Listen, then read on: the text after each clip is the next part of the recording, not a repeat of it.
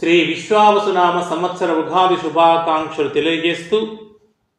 ఈ సంవత్సరంలో మేషాది ద్వాదశ రాశుల వారికి ఆదాయ వ్యయములు, అదేవిధంగా సంవత్సరంలో వారికి వచ్చేటువంటి శుభ ఫలితాలను మనం చెప్పుకుంటున్నాము. ఇప్పుడు మూడవ రాశి అయినటువంటి మిథున రాశికి సంబంధించిన ఫలితాలు మనం చెప్పుకుంటున్నాం. ఈ సంవత్సరంలో గురు భగవానుడు వృషభం నుండి మిథున రాశిలోకి మే 15వ తారీఖున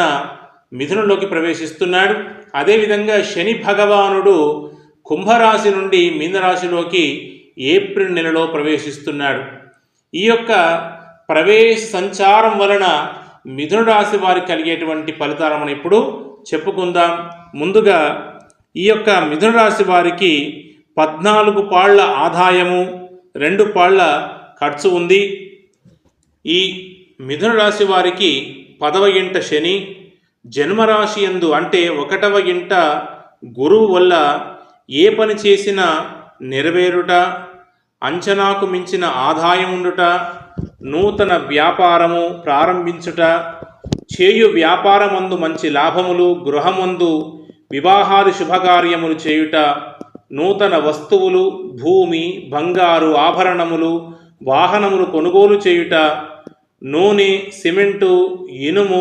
రంగాల వారికి విశేషించి లాభములు, విందు భోజనములు, సంఘమునందు గౌరవము కలుగుట, వచ్చే సొమ్ము శీఘ్రముగా వచ్చుట, మెడిసిన్ విద్యార్థులకు మంచి ర్యాంకులు వచ్చుట, పై చదువులకు విదేశాలకు వెళ్ళుట, ఇంటి యందు అందరికీ ఆరోగ్యము, మనస్సునందు సంతోషము, అన్నదమ్ములతో అక్క చెల్లెండ్రతో కూడియుండుట, బంధుమిత్రుల కలయిక, ఇంటి యందు పండుగ వాతావరణం ఏర్పడుట,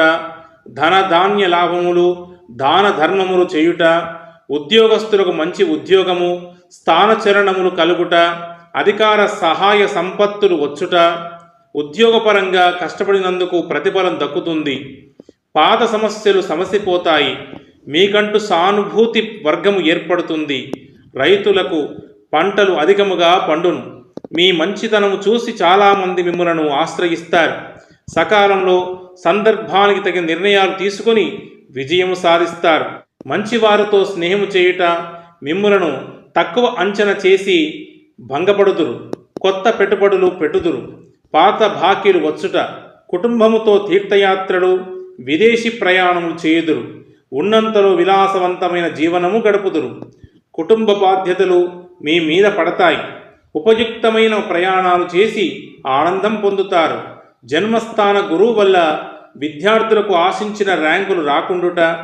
కోపము ఎక్కువ, వినోద కార్యక్రమాలకు ధనం ఎక్కువ ఖర్చు చేయుట, కొంచెం ఓర్పుతో మెలగాలి, ఎక్కువ ప్రయాణాలు చేయుదురు, మీకు సహాయం చేస్తా అన్న వ్యక్తులు దూరం పోవుదురు, ఏదో ఒక రకమైన టెన్షన్ పడుట, ఉద్యోగస్తులకు మానసిక బాధ ఇండుట, అసందర్భ ప్రేలాపనలు చేయుట, కావున మీరు శ్రీరామరక్ష స్తోత్రం చేయుట మీకు ఉపయుక్తము.